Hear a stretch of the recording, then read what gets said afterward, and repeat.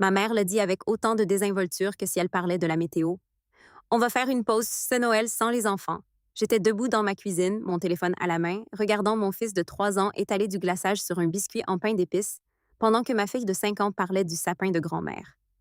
Je me suis dit que ce n'était rien. Peut-être qu'ils étaient fatigués. Peut-être qu'ils avaient besoin de calme. Je comprenais. Vraiment. Jusqu'au matin de Noël, quand j'ai ouvert les réseaux sociaux et vu leur salon plein de monde. Des rires, des cadeaux, une table comble. Même les neveux du nouveau petit ami de ma sœur étaient là.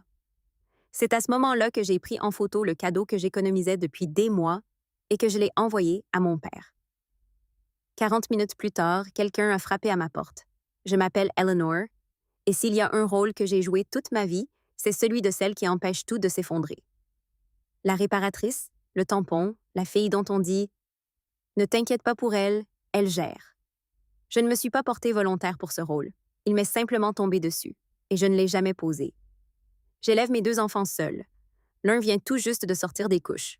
L'autre est assez grand pour poser des questions qui me glacent sur place. Notre appartement est toujours à moitié propre, à moitié chaos, des miettes sur le comptoir, du linge qui se multiplie on ne sait comment pendant la nuit, des cartables qui n'atterrissent jamais là où ils devraient. Je travaille le jour, puis je me reconnecte le soir une fois que les enfants sont couchés. Rien de glamour, juste de quoi garder les lumières allumées et le frigo pas trop triste. Je ne me plains pas beaucoup, surtout parce que se plaindre ne paie pas les factures. On apprend ça vite quand on fait ça seul. On apprend à couper les coins ronds sans couper la joie, à rendre un mardi ordinaire un peu spécial, à sourire malgré l'épuisement parce que ses enfants nous regardent. Ce que je n'ai jamais vraiment appris, c'est comment arrêter de chercher l'approbation de gens qui auraient dû me l'offrir gratuitement. Quand ma mère a dit qu'il voulait un Noël tranquille cette année, sans les enfants, j'ai senti la piqûre tout de suite. Mais je n'ai pas argumenté, je n'ai pas insisté. J'ai ri comme si ce n'était rien. Je me suis dit que les adultes avaient le droit de vouloir la paix, que tout ne devait pas tourner autour de moi et de mes enfants. C'est une autre chose que je fais très bien. Me convaincre en coulisses que je ne suis pas blessée. Pourtant, je travaillais sur quelque chose depuis la fin de l'été. Chaque dollar en plus avait un but. Je me privais de petits plaisirs sans hésiter. Je disais non à des choses qui m'auraient facilité la vie sur le moment parce que j'avais un plan. Mon père se plaignait de sa voiture depuis des mois. Il en plaisantait toujours comme si ça ne le stressait pas. Mais je l'entendais dans sa voix. Alors, au lieu d'acheter encore des objets dont personne n'a vraiment besoin, j'ai décidé de faire quelque chose de solide, quelque chose d'adulte, quelque chose qui les ferait enfin penser. D'accord, elle s'en sort bien. J'ai gardé ça secret, exprès. Pas d'indices, pas de mise en scène. Je voulais que le moment parle de lui-même. Alors quand ma mère a dit que Noël était hors limite, je me suis tue. Je me suis dit qu'ils avaient peut-être juste besoin d'espace, que c'était peut-être une de ces années à traverser, c'est tout. Je me suis dit que rester compréhensive compterait pour quelque chose plus tard. Il s'avère que se taire ne protège de rien. Ça ne fait que retarder le moment où la vérité frappe plus fort. Noël n'a pas percuté ma vie comme un désastre. Il s'est glissé en silence, comme le fait souvent la déception. Les enfants s'étaient par terre, à moitié habillés, se disputant pour savoir quel jouet appartenait à qui en premier. Je faisais des pancakes, prétendant que la boule dans ma poitrine n'était que de la faim. Je n'avais pas regardé mon téléphone de la matinée, pas par force de caractère, plutôt parce que je ne voulais pas gâcher l'ambiance fragile qu'on avait réussi à créer. On apprend ça en tant que parente. Parfois, on protège le moment, même si ça veut dire se mentir à soi-même. Un peu après le petit déjeuner, pendant que les bouteilles de sirop traînaient encore et que la télé était plus forte que nécessaire, j'ai jeté un œil à mon écran, et voilà, une publication de ma mère. Elle s'éclaircit la voix, pas de légende, juste des photos. Leur maison, pas tranquille, pas calme, pas le Noël discret qu'elle avait décrit si négligemment. L'endroit était plein à craquer. Des vestes jetées partout sur les meubles, du papier cadeau partout. Le genre de désordre qui n'existe que quand une maison est vivante. J'ai arrêté de respirer une seconde. J'ai touché la photo, puis une autre, différents angles, même histoire. Mon père riant près du sapin. Ma mère en pleine phrase, surprise dans ce sourire bouche ouverte qu'elle n'a que quand elle s'amuse vraiment. Ma sœur penchée contre son nouveau petit ami, comme si elle avait toujours eu sa place là. Puis j'ai vu 2 enfants que je ne reconnaissais pas. Des adolescents, grands, à l'aise. L'un d'eux avait le bras autour des épaules de mon père, comme si ce n'était pas leur premier Noël ensemble. J'ai fixé l'écran en essayant de donner un sens à tout ça. Je n'y arrivais pas. Ça a pris 1 minute, mais j'ai compris. Ce n'étaient pas des cousins. Ce n'était même pas de la famille du tout. C'étaient les neveux du petit ami de ma sœur, des gens que je n'avais même jamais rencontrés. Alors comme ça, mes enfants de 3 et 5 ans étaient de trop pour Noël. Mais des inconnus, ça allait très bien. Cette prise de conscience ne m'a pas fait mal comme je m'y attendais. Ça ne m'a pas coupé le souffle. Ça s'est installé lentement, lourdement, comme quelque chose que je portais depuis des années et qui montrait enfin son vrai poids. J'ai repensé à la conversation avec ma mère, à la façon dont elle l'avait dit si doucement, comme si elle me rendait service en me prévenant à l'avance. J'ai repensé à la facilité avec laquelle j'avais accepté ça, à la façon dont je m'étais tordue pour comprendre quelque chose qui ne méritait aucune compréhension. Mon petit dernier est entré en courant dans la cuisine pour demander si grand-mère ferait un FaceTime plus tard. J'ai dit « On verra ». Et je me suis un peu détestée pour ça. J'ai posé mon téléphone et suis restée debout plus longtemps que nécessaire, à fixer le vide. C'est là que j'ai réalisé que je n'étais plus triste. Je n'étais même pas en colère. J'étais lucide. Je suis allée au fond de la maison et j'ai ouvert la porte de l'espace que j'évitais depuis des semaines. J'ai sorti mon téléphone et pris une photo. Sans filtre, sans mise en scène, juste une preuve. Je n'ai rien expliqué, rien justifié, rien adouci. Je l'ai envoyé à mon père avec une seule phrase. Je ne crois pas que vous en ayez encore besoin.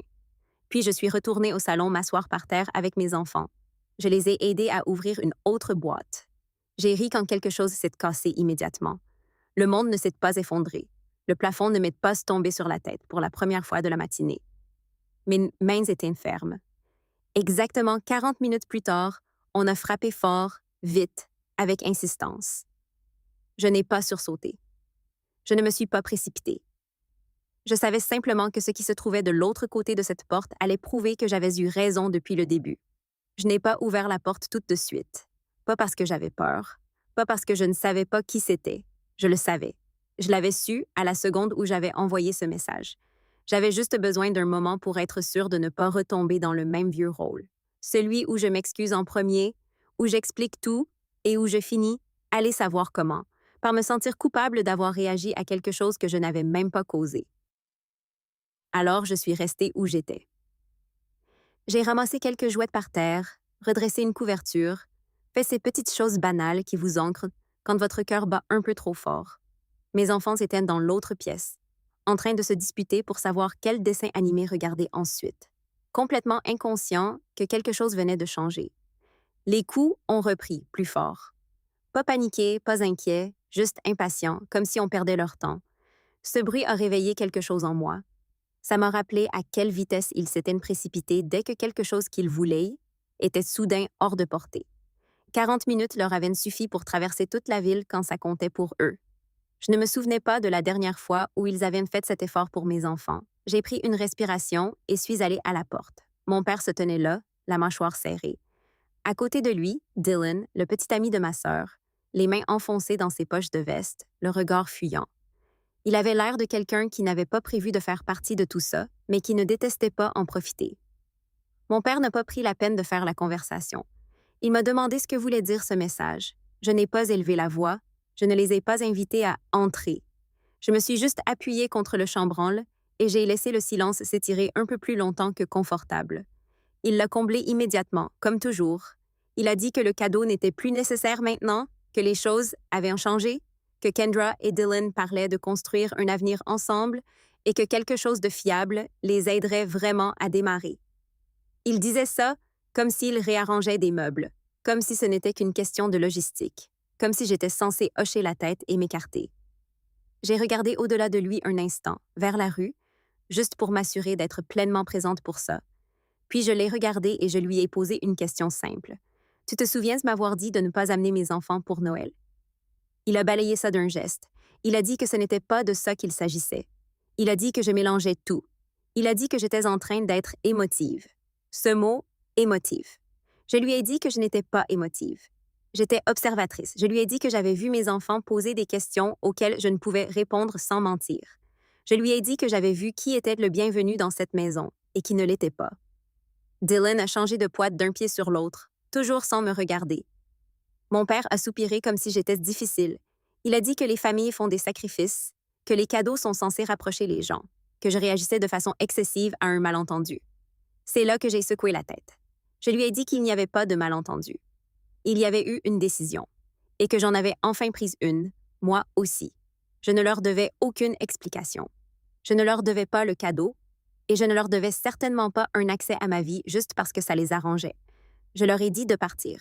Ils se sont figés tous les deux, comme si le scénario venait de changer et que personne ne leur avait donné les nouvelles répliques. Mon père a demandé si j'étais sérieuse.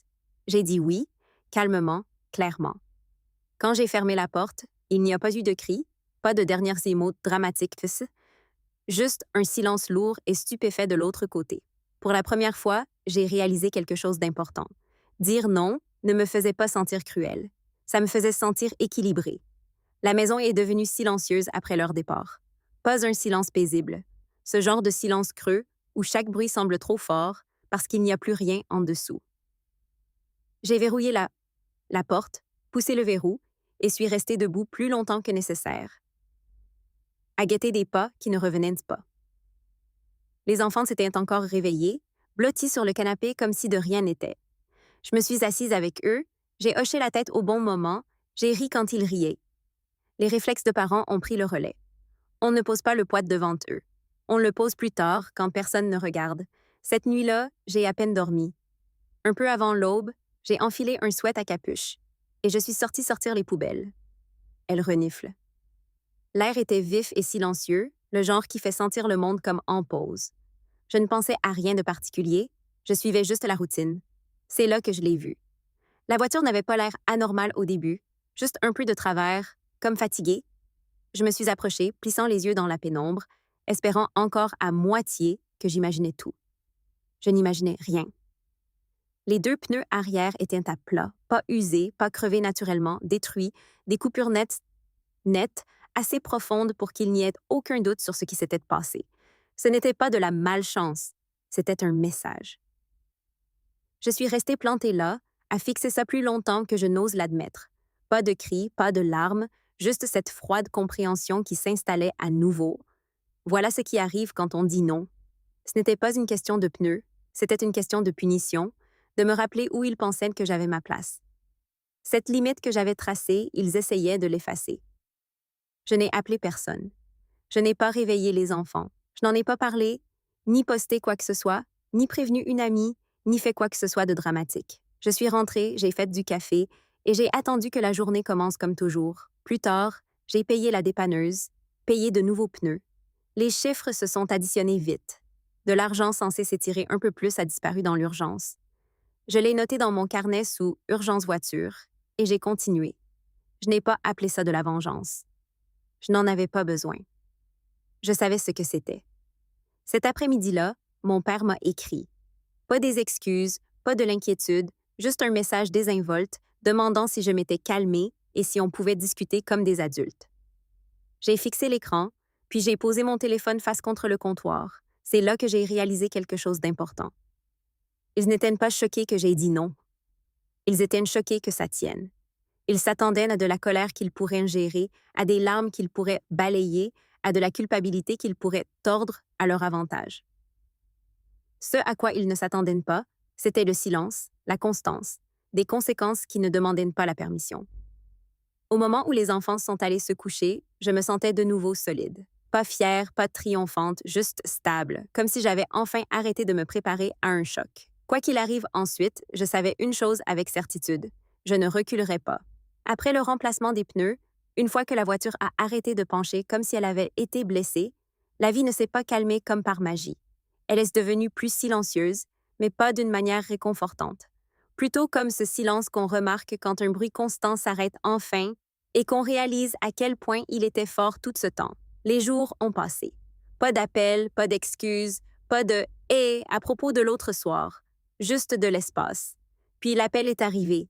Pas de mon père. Ça aurait été trop logique. C'était ma sœur, Kendra. Sa voix était étrangement plate, comme si elle s'était entraînée à rester posée. Elle m'a dit que papa avait eu un accident. Rien de fatal, pas d'ambulance hurlant dans la nuit, juste assez sérieux pour poser problème. Puis elle a ajouté la partie qui comptait vraiment. Il conduisait sa vieille voiture, celle qu'il n'avait jamais faite réparer. L'assurance avait expiré depuis des mois Et maintenant, l'autre conducteur posait des questions auxquelles personne ne voulait répondre. J'ai écouté sans interrompre, sans me précipiter pour la rassurer. J'attendais le moment où elle en viendrait à la vraie raison de son appel. Ça n'a pas tardé. Elle m'a demandé si je pouvais aider. Pas forcément tout couvrir, mais quelque chose, juste assez pour les aider à passer ce cap. Elle disait ça comme si c'était temporaire, comme si je ne remarquerais pas le schéma qui se répétait. Ce soir-là, mon père est revenu. Pas de coup violent, cette fois, juste un coup, doux, prudent. Quand j'ai ouvert la porte, il paraissait plus petit, fatigué, comme si la confiance s'était vidée de lui en même temps que le peu de fierté qu'il lui restait. Il a parlé un moment de malchance, de stress, de la façon dont les choses avaient dérapé plus vite que prévu. Il n'a jamais mentionné Noël, jamais mentionné mes enfants, jamais mentionné la porte que je lui avais fermée au nez quelques jours plus tôt. Finalement, il a demandé si j'avais toujours la voiture. Cette question a fait plus mal que tout le reste. Je lui ai posé une question à la place. Je lui ai demandé si maman était au courant, pour la femme qu'il voyait en cachette. Son visage a répondu avant que sa bouche ne le fasse. Je n'ai pas élevé la voix, je n'ai pas accusé, j'ai juste dit que je n'allais pas réparer ça pour lui, ni financièrement, ni émotionnellement, ni discrètement, en coulisses comme je l'avais toujours fait. Il est resté planté là à attendre la culpabilité, l'instinct, l'ancienne version de moi qui prendrait le relais. Ça n'est pas arrivé. La décision suivante est venue facilement après ça. Presque trop facilement. J'ai ouvert mon téléphone, fait défiler jusqu'au dernier fil de discussion avec ma sœur et envoyé un seul message. Tu devras gérer le prochain paiement toi-même. Chose 6. Band. Demande. Pas d'explication, pas d'avertissement, juste de la clarté. Elle l'a lu tout de suite, n'a pas répondu pendant des heures. Quand elle l'a finalement fait, ce n'était ni de l'inquiétude ni de la confusion. C'était du sentiment de mériter quelque chose. Ça m'a tout dit. À la fin de la semaine, les lignes étaient tracées, pas à coups de cris ou d'ultimatum, mais par l'absence. Et pour la première fois, cette absence ressemblait à un soulagement. Alors, voici la question pour vous, surtout si vous avez déjà compté sur le silence de quelqu'un d'autre pour vous sentir à l'aise.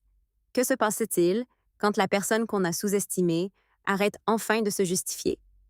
Et si vous avez déjà été à la place d'Eleanor, portant tranquillement plus que votre part, à quoi ressemblerait le fait de choisir la paix plutôt que la permission? Si cette histoire vous a fait réfléchir, partagez vos pensées en commentaire et abonnez-vous pour plus d'histoires vraies sur les limites, la trahison et le pouvoir tranquille de s'en aller.